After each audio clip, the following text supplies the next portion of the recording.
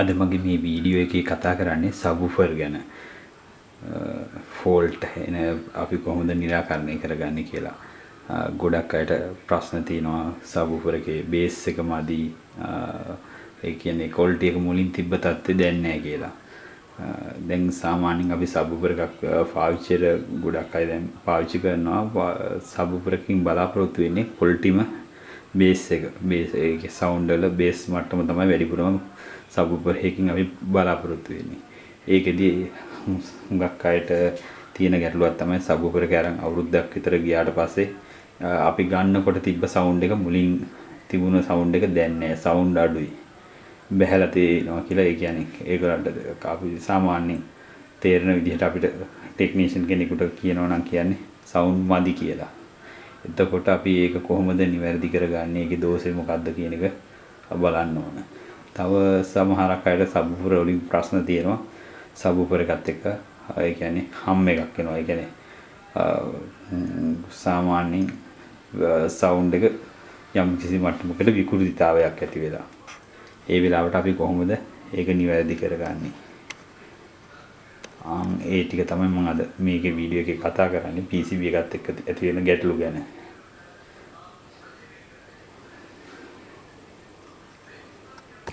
දැන් මේ තියෙන්නේ අපි බලපු සබ්වූෆර් එකේ පිටිපස්ස කොටස. මේකේ ඇවිල්ලා තියෙනවා ඔඩියෝ ඉන්පුට් දෙකක් තියෙනවා, ඔඩියෝ අවුට්පුට් දෙකක් තියෙනවා. ඒ කියන්නේ සෙන්ටර් ස්පීකර් දෙක, ලෙෆ්ට් රයිට් දෙක තියෙනවා. FM ඇන්ටනා එක තියෙනවා. තව මීට අමතරව ඔප්ටිකල් ඉන් එකක් සමහර සබ්වූෆර් වලට එනවා.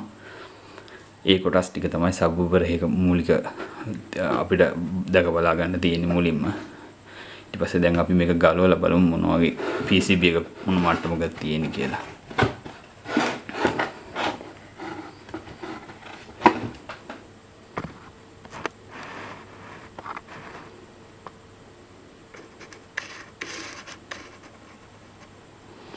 දැන් ඔයාලට පේනවා ටිකක් සාමාන්‍ය ප්‍රමාණයකට වැඩි පොඩ්ඩක් ප්‍රමාණයෙන් ලොකු. ඒ කියන්නේ ට්‍රාන්ස්ෆෝමර් එක ඇම්පියර් 2-3 වගේ මට්ටමකට තව මීටත් වඩා විශාල ඇම්පියර් වැඩි මට්ටම් වලින් සබ්වූෆර් වලට ට්‍රාන්ස්ෆෝමර් පාවිච්චි වෙනවා.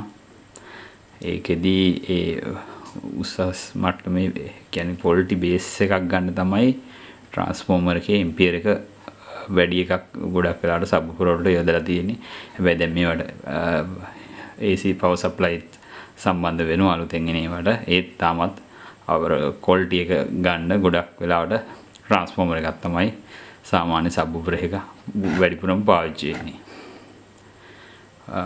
අර කල්යෑමත් එක්ක සවුන්ඩ් එක අඩු වෙන ෆෝල්ට් එකට හේතු වෙන්නේ ගොඩක් වෙලාවට සවුන්ඩ් හුඟක් අය මුලින්ම කරන්නේ සවුන්ඩ් IC මාරු කරන එක.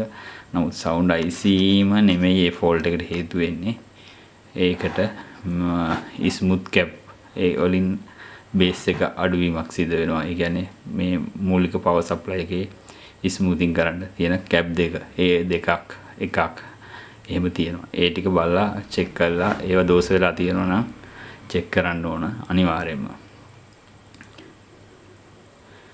තව එතනින් එහාට ගියද්දී අපිට දැන් මේ සබ්වූෆර් එකට අදාළ සවුන්ඩ් ඇම්ප් තියෙනවා. දැන් මේකේ සවුන්ඩ් IC 3කින්, ඒ කියන්නේ ඇම්ප් 3 කොටසක් එකතු වෙලා තමයි සබ්වූෆර් එක නිර්මාණය කරලා තියෙන්නේ. මේක එකකින් එකකට වෙනස් වෙනවා. බලමු මේක පැහැදිලි. මේ තියෙන්නේ IC 3 තමයි. ඔයාලට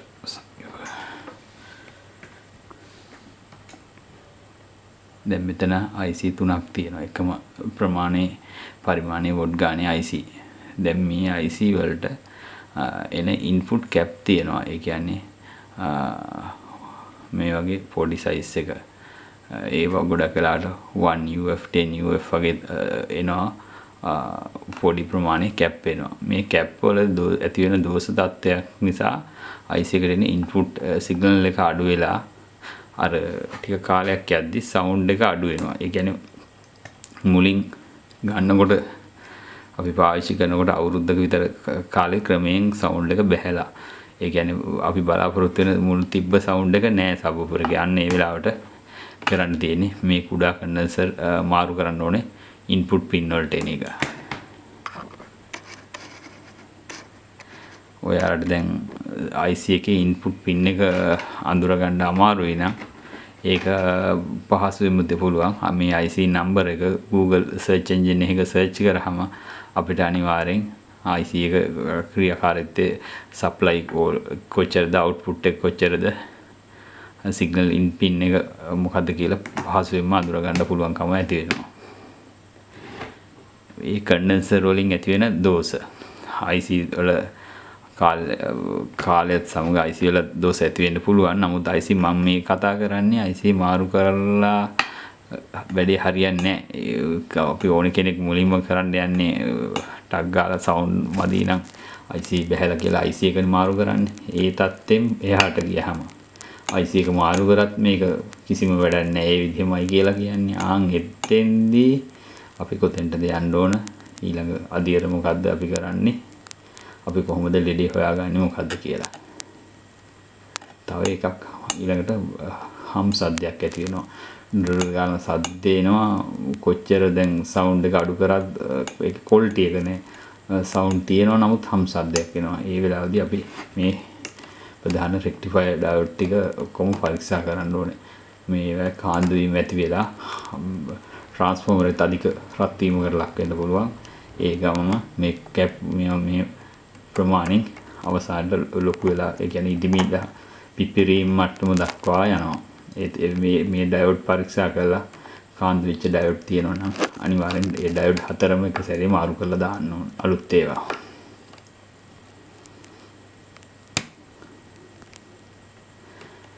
ඒ ටික තව දැන් අලුතෙන් භාවිත කරන සබ්වූෆර් වල Bluetooth තියෙනවා, USB drive තියෙනවා. ඒ USB side එකට short එකක් එනවා නම් දැන් අපි මේ සබ්වූෆර් එක තනි පරිපතයක් විදිහට ගත්තාම මේකේ දැන් මෑත කාලේදී පරිපත කීපයක් විදිහට ක්‍රියාත්මක වෙන්නේ. කියන්නේ power amp එකක් ඊළඟට Bluetooth transmitter එකක් ක්‍රියාත්මක වෙනවා. ඒකට 5 volt එකක් යනවා 12 volt යන්න පුළුවන්.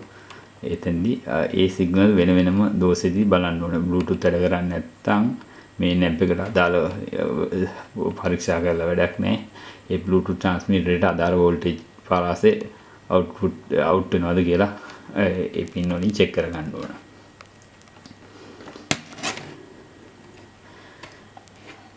මේ අතර අපිට දැන් මේ ගොඩක් වෙලාවට USB drive run කරන උදුකාංග ඒ කියන්නේ software වල ඇති වෙන දෝෂවලදී ඒක වෙනම බලන්න ඕන. ඒක software පැත්තේදී ඇති වෙන දෝෂකදී අපි කොච්චර මේ පරිපත කොටස් මාරු කරත් ඒක ප්‍රතිඵලයක් හම්බ වෙන්නේ නැහැ.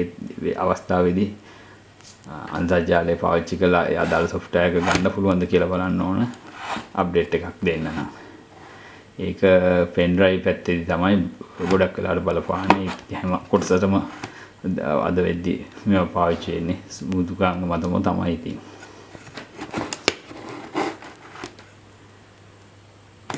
අපි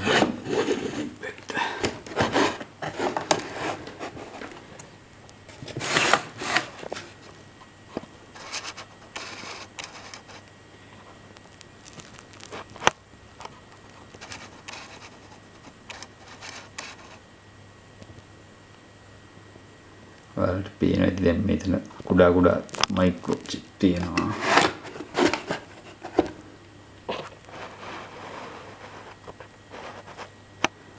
මේකේදී වලට තව ගැටලු වෙන අවස්ථා දෙනවා. ටික වෙලාවක් යනදී pen drive එක auto off වෙනවා. ඒ ගොඩක් ඒවට condenser තමයි මූලික වෙන්නේ.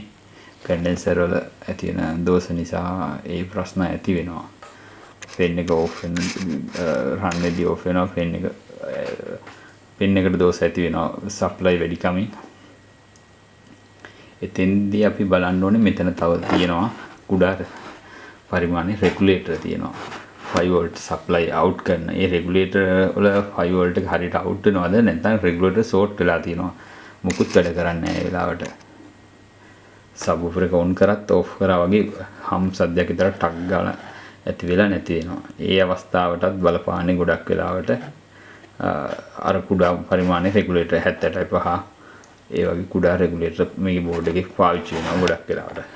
ඉතින් දැන් අපි ඒ regulator සමීප ෆොටෝ එකක් ගමු. දැන් මේ තියෙන්නේ බෝඩ් එකේ යටිපැත්ත. ඔය දැන් ඔයගලන්ට පේනවාද? මේ මෙතන රෙගුලේටර් එකක් තියෙනවා. 5 වෝල්ට් ගන්න රෙගුලේට් කරන රෙගුලේටර්. ඊළඟට රෙගුලේටර් තියෙනවා මේන් ඇම්ප් කොටස තමයි මේ තියෙන්නේ. ඒක IC 3කින් සමන්විත වෙලා තියෙනවා. සබ්වූෆර් ඊළඟට left right බෆර් දෙකට වෙන වෙනම IC වලින් ඇම්ප් පවර් ඇම්ප් විදියට. ඒ ටික ඔක්කොටම මෙතන දාලා තියෙනවා පොඩි chip එකක්. මේ තමයි මේ ප්‍රී ඇම්ප් එකක්. කියන්නේ සිග්නල් වර්ධනය වෙන එක. මෙතන මම ගලවලා අනිත් පැත්තෙන් පාසලා තියලා තියෙන්නේ. එතකොට බලා ගන්න ගොඩක් පහසු වෙන හන්ද මේ තමයි ප්‍රී ඇම්ප් එකට ප්‍රී ඇම්ප් එකෙන් ඇම්ප් IC එකට සිග්නල් අවුට්පුට් කරන තැන. මෙතෙන්දී මේ කන්ඩෙන්සර් වල යම් දෝෂයකදී සවුන්ඩ් එක අඩුවීමක් සිද්ධ වෙන්න පුළුවන්කම තියෙනවා. පැහැදිලි ඇති කියලා මම හිතනවා. තව අපේ ප්‍රීඇම්ප් සම්බන්ධයෙන් සවුන්ඩ් අඩු මට්ටමක් ආවොත් මේ චිප් ට්‍රාන්ස්ෆර් පරීක්ෂා කිරීමක් කරන්න ඕනේ සවුන්ඩ් එක එන්නෙම නැතිම අවස්ථාවලදී. ඒ අවස්ථාවේදී මේ IC එක සමහරක් වෙලාවට මාරු කරන්න සිද්ධ වෙනවා. දැන් මේ ඇම්ප් සබ්වූෆර් ඇම්ප් එකේ ප්‍රීඇම්ප් IC එකකින් සමන්විත වුණාට මේ වගේ ප්‍රීඇම්ප් IC කීපයක් තියෙන සබ්වූෆර් තියෙනවා.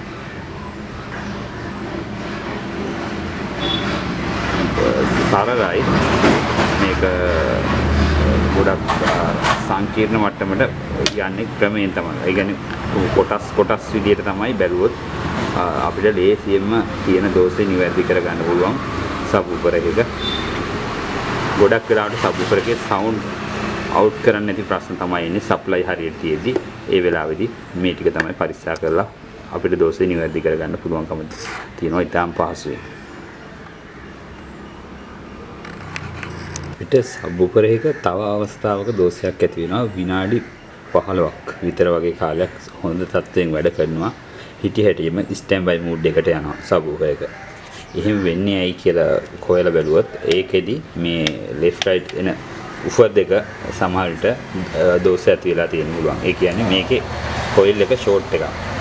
එතෙන්දී සවුන්ඩ් IC හීට් කරලා ඔටෝමැටිකලි ඔෆ් තත්ත්වයකට එනවා. මේක ගොඩක් වෙලාවට අපිට දැන්ට රිපෙයාර් වලදී නම් ඇවිල්ලා තියෙන්නේ සබ්වූෆර් එකේ ෂෝට් එකක් එනවා. එතකොට ඒ උෆර් එකේ ඕම්ස් ගාන මැනලා බලන්න ඕන. කොයිල් එක ෂෝට් නම් අනිවාර්යෙන් ඒ ඉවත් කරලා අලුත් එකක් එතෙන්ට දාන්න ඕනේ. එහෙම අවස්ථාවලදී අර සබ්වූෆර් එකේ සවුන්ඩ් ඇම්ප් එක දෝෂ වෙන්නත් පුළුවන්, IC යන්නත් පුළුවන්. හැබැයි අපි IC කොච්චර අලුතෙන් ගෙනත් දැම්මත් අර දෝෂේ නිවැරදි වෙනකම්ම ඒ වැඩේ සිද්ධ වෙනවා. ඒ කියන්නේ IC දාන එක පිච්චිලා යනවා. කිසිම හේතුවක් නැහැ. පැය කාලක් විතර වගේ ප්‍රමාණයක් වැඩ කරනවා ආපහු යනවා. ඒ වෙලාවේදී අපි අනිවාර්යෙන් මේ සෙන්ටර් ස්පීකර් ඊට පස්සේ සබ්වූෆර් එක පරීක්ෂා කරලා බලන්නම ඕන. මේ කොයිල් ඇතුලේ දෝෂ මට්ටමකට ඇවිල්ලාද කියලා. ඒක ඕම්ස් ගානෙන් බලන්න පුළුවන්. නැත්නම් වෙන කුඩා ඇම්ප් එකකට සවි කරලා පරීක්ෂා කිරීමේදී අපිට දැනගත්ත හැකි යම් කිසි ෂෝට් මට්ටමක් තියෙනකොට IC වල හීට් එක ඉහළ මට්ටමකට යද්දි ඔටෝ ඔෆ් කරනවා සමහර සබ්වූෆර් IC පිරිසි යමක් සිද්ධ වෙනවා. ඒ කියන්නේ සම්පූර්ණ විනාශ වෙනවා. මේක තමයි මූලිකම අර වැඩිපුරම සිද්ධ වෙන්නේ. හේතුවක් හොයාගන්න බැරුව සබ්වූෆර් එක ටික වෙලාවක් වැඩ කරලා IC යනවා. ඒ වගේ ප්‍රශ්න එන්නේ නම් අනිවාර්යෙන් උෆර් එකේ ෂෝට් එකක්. ඒ කියන්නේ අපි දැන් සබ්වූෆර් එකක් තියෙන උපරිම වොලියම් එකෙන් අහනවා නම් අනිවාර්යෙන් ඒකේ කල්පවත්ම අඩුවීමක් තියෙනවා. මොකද අධික සප්ලයි ඇවිල්ලා කොයිල් එක ෂෝට් වෙන්න ගොඩක් වෙලාවට බලපානවා. තවත් සමහරක් අයට බොහෝ තියෙන ගැටලුවක් තමයි වෙළඳ පොලේ ගිහිල්ලා සබ්වූෆර් එකක් සවුන්ඩ් චෙක් කරලා බලලා ඒක සම්පූර්ණ සැටිස් වෙලා ඒක මිලදී ගෙනලා ඊට පස්සේ තමන්ගේ නිවසේ සවි කරාට පස්සේ ඒක බලාපොරොත්තු වෙන සවුන්ඩ් එක නෑ, අතන තිබ්බ සවුන්ඩ් එක නෑ, අඩු මට්ටමක තියෙනවා කියලා හුඟක් අය කියනවා. ඒකට හේතුව තමයි අපි දැනගන්න ඕනේ සබ්වූෆර් එක තියේදී සවුන්ඩ් පැතිරෙන්න, ඒ කියන්නේ ඒ තියෙන අපේ නිවසක නම් ජනෙල් තිබෙන ස්ථානයක තිබ්බොත් ඒක බේස් එක වැදිද්දි දෙදරලා වයිබ්‍රේට් එකක් එනවා. එතකොට අපිට අර බලාපොරොත්තු වෙන ෆුල් ක්වොලිටි එක නෑ එතන. එතන සවුන්ඩ් විකෘති මට්ටමකට ඇවිල්ලා තියෙනවා. තවත් ඒ වගේ අවස්ථා තියෙනවා. සබ්වූෆර් එකක් සාමාන්‍යයෙන් අපිට නියම සවුන්ඩ් එකක් බලාපොරොත්තු වෙනවා. තියෙන ස්ථානේ පොළවේ අර සාමාන්‍යයෙන් සිලිඳු මතු පිටක් තියෙන්න ඕනේ. ඒ කියන්නේ රෙදි වගේ ටවල් ස්වභාවයකින් තියෙන රෙදි වගේ එළලා තියෙන ස්ථානයක සබ්වූෆර් එක තිබුව වඩාත් සාර්ථක ප්‍රතිඵලයක් තියෙනවා. මොකද අපිට මේ සවුන්ඩ් පැතිරීමේදී නියම ක්වොලිටි එක ගන්න නම් ඒ අපේ සබ්වූෆර් තියෙන ස්ථානගත කරන රූම් එකේ තියෙන අනිත් බඩු වල බලපෑමක් තියෙනවා. මොකද ඒ සවුන්ඩ් එක හරියාකාරව පැතිරෙන්නේ නැත්තම් ඒ සවුන්ඩ් එක එන බේස් ප්‍රමාණය වෙන භාණ්ඩ එක වැඩිලා විකෘති වෙනවා නම් අපිට අර මුල් ෂෝරූම් එකදී චෙක් කරපු සවුන්ඩ් එක gedara නෑ කියලා කියන්නේ හේතුව ගොඩක් වෙලාවට ඒකයි. ඒ වෙලාවට අපි තැන වෙනස් කරන්න ඕන.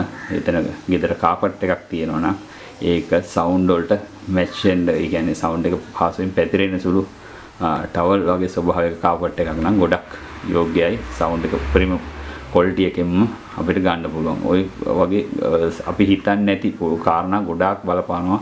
ඒ කියන්නේ සුපිරිම මට්ටමකට සවුන්ඩ් එක එන්නේ නැති වුණොත් ඒ කියන්නේ අපි මේ මිලදී ගන්න ස්ථානයේ තියෙන සවුන්ඩ් එක gedara නෑ කියන කට්ටියගේ ප්‍රශ්න වලට ඒක තමයි ගොඩක්ම වෙලාවට හේතු වෙන්නේ. අනිවාර්යෙන් සවුන්ඩ් එක පැතිරෙන එක ගොඩක් ඒ ගැන බලන්න ඕන. ඒ තියෙන ස්ථානේ තමයි වැදගත්ම තැන.